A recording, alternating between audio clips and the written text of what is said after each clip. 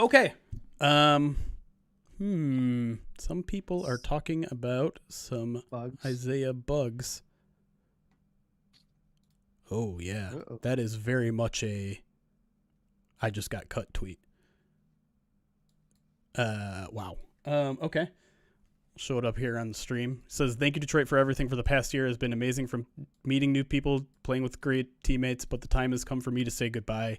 Detroit 96 out. Yeah, I don't think you can interpret that in any other way. That, wow. I mean, I guess it isn't all that surprising considering everything. Well, because you're returning a Aleem. Geez, they could go a lot of different ways. But I think people are going to be really mad if it's Bugs' cut or Jason Kabinda. You know what I mean? Right. Like, which seem who Well, I still think Kabinda can go to the practice squad and you can Yes. elevate him. You know what I mean? That's what I think is going to happen. I'm just saying, if they decide that they're going to bring him Kabinda back that way. But look, you've got to make room for at least two guys this week. Right. And so it would be strange for them to cut him on a Tuesday unless you're like just activating Gardner Johnson. But you don't have a need to activate him today. You can activate him Saturday. Yeah.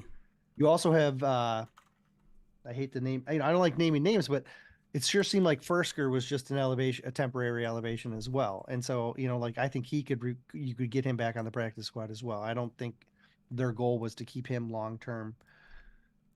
So, it's also worth noting that Alualu played more defensive snaps than any defensive tackle in last game as well. So, I mean, I think you probably do it this early in the week just to give the man a shot for something, right?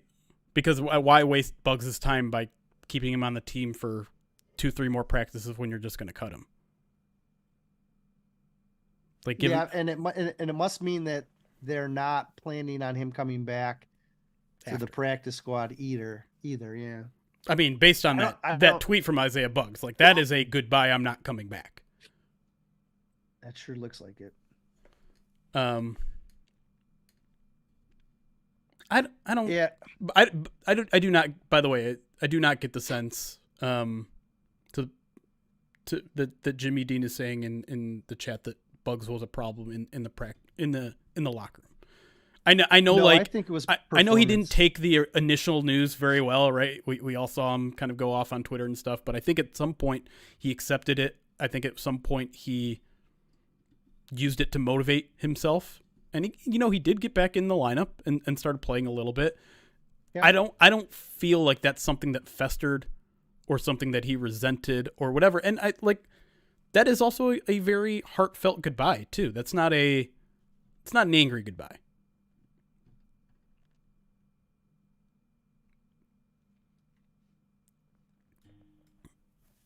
Watch the Rams pick him up. It's a tough situation though for him. I do feel bad because, I mean, he went from I don't know. He went from MVP to doghouse pretty darn quick. They signed the man to a 2-year deal this offseason and talked about how he was so essential to what they did in run defense. But for all the Lions fans that have been bellyaching about this entire situation, look at what the Lions' run defense has done this year, mainly without him. I'm not saying that he's a bad player or he deserved this sort of treatment, but the Lions have not been suffering at all without him. The hard part about the NFL is that it can be very mean. Yeah. At times. Sure. And when you get when you get a deeper roster that's better, there are going to be players that don't fit into your plans. And there's going to be guys who exist on the roster that are good people that get lost.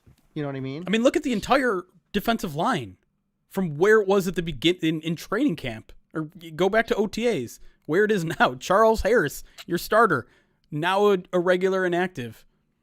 Yeah. Romeo Okwara, everyone's thinking maybe he finally kind of gets back to that 10 sack. Now he's mostly inactive or playing a dozen snaps a game. It's been crazy. It's been unexpected. And I know some people have been like, well, what does that say about our new defensive line coach? I'm not ready to go there yet. Because I think you can also just point to, well, I mean, again, you can point to the fact that the defensive tackles are still doing their job. The lines are still stopping the run and a top 3 rate. Mm-hmm. Aiden Hutchinson is still getting better. Josh Paschal is starting to develop a little bit, which I think has led to some of the edge changes. And so I'm not, and I mean, Romeo's, let's be honest, getting towards the end of his career. Charles Harris is probably getting towards the end of his career. And I'm not saying last year was a fluke, but there's now been much more so-so play from Charles Harris's career than great play. But yeah, I also, I want to ask Dan Campbell about Alu a little bit, because I'm curious if he's part of the plan at all going forward, because getting Aleem back kind of is that's what Alu was, in my opinion. That's more of a 1-for-1 switch than Alu for Bugs or Aleem for Bugs, right? Those are two different kinds of defensive tackles. So I am curious what the plan is for Alu going forward. Yeah, there's only so many spots, right? That's the thing I keep coming back to. And you have to look long-term, you have to look short-term. There's just so many different things. And if you want to get guys back, which they're going to be getting guys back, you're going to lose. Like, do you think I was happy to see Chase Lucas get cut? Like, no. Like, I love Chase. I think Chase is phenomenal. And I think he has a future in this league. He's probably, in my opinion, their best gunner. Like, and so that was unfortunate. And so, but I also think, like, in this business, it's just cruel. It's just cruel sometimes. And we talked about it the last, in a previous show, like that this is going to be a roster where you're going to have to move on from some guys that have been there the whole year.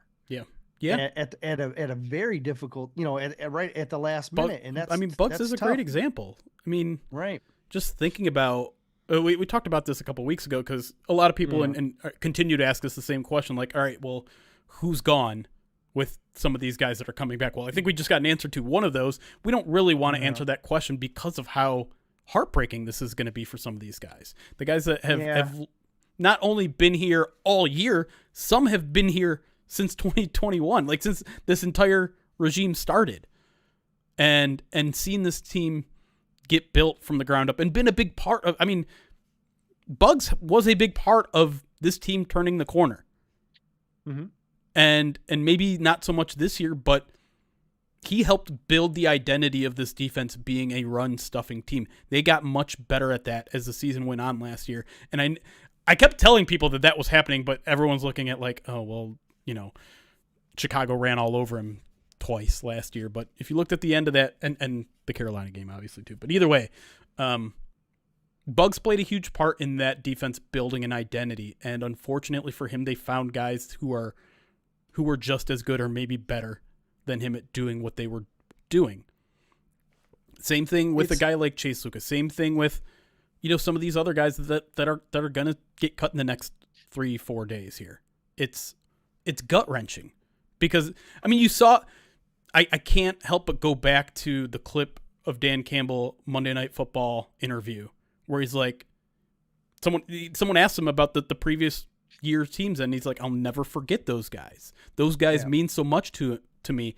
And unfortunately, some of those guys are still here and won't be here for the playoff run, for everything they've been building towards in the past 3 years. They're not going to be there to reap the rewards. Now they can watch from afar, and I'm sure they can feel, some of the ownership of whatever the Lions end up doing in the postseason this year, but they're not going to be there in the locker room to celebrate. They're not going to be there on game day continuing to, contribute to what they do. And so that, I can't even imagine how that's going to feel. Like Bugs being able to tweet something like that when clearly he's gone through the ringer this year is, to me, a very mature and emotionally intelligent thing to do.